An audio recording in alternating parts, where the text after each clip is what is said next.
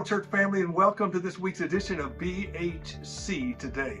About 7 years ago, I went on a deep sea fishing trip in Alaska. It was a great time. A friend of mine chartered a boat for 2 days of fishing off the island of Kodiak. Now, day one, we got up at 5:30 in the morning, got on the boat, and it was a hard day, but caught a boatload of fish, and we got through about 2:30 or 3. We ate our early dinner, and we went to bed. I was so tired I went to bed, but I was told you need to be up and you need to be at the boat by 5:30 or he will leave without you.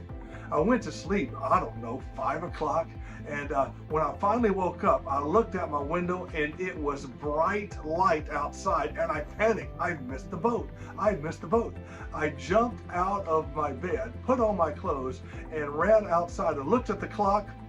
It was 11:45 p.m. It was Alaska, 11 o'clock at night, and it was totally bright outside.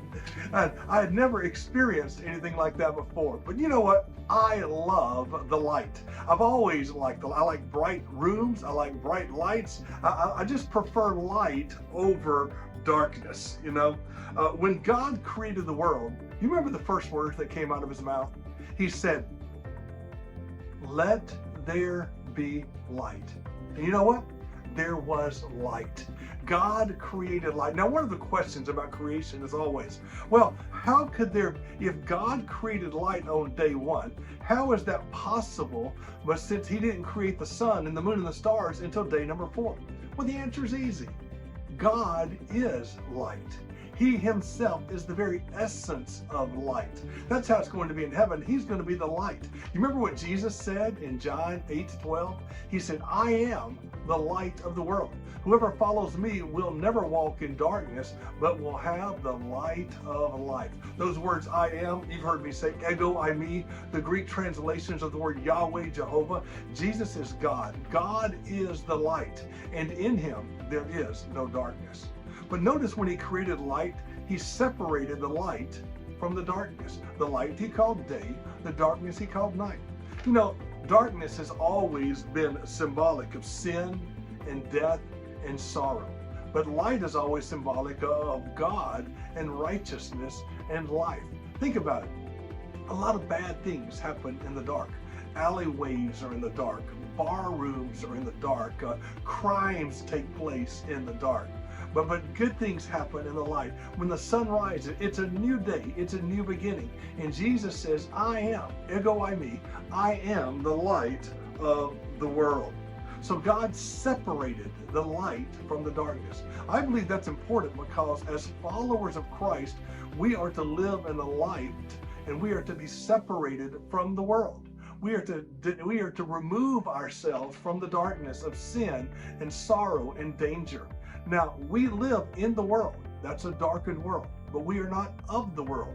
We are to be a bright light shining in the world. Do you remember what Jesus said in Matthew 5:14?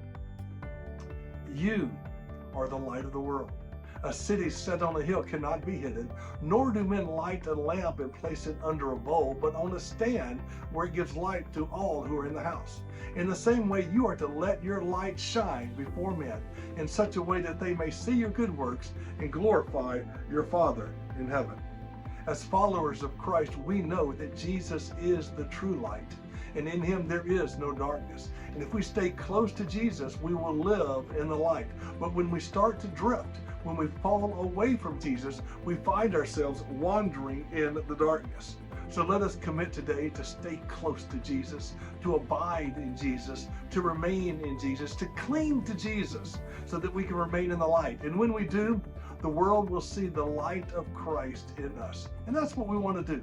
We want to be light in a darkened world. When others look at us, we want them to be seeing the light of Jesus Christ. For you are the light of the world. Let your light shine before men so that they may see your good works and glorify your Father who is in heaven. And that, my friends, is an encouraging word.